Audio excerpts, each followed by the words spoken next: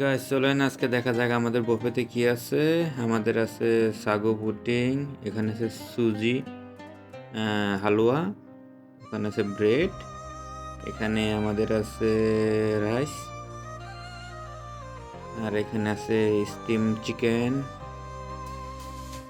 আর আমাদের এখানে আছে চিকেন সসেস উইথ বেক বিন, আর আমাদের এখানে আছে মিনি ফ্রেঞ্চ টোস্ট, আর এখানে আছে সানি সাইড আপ এগস।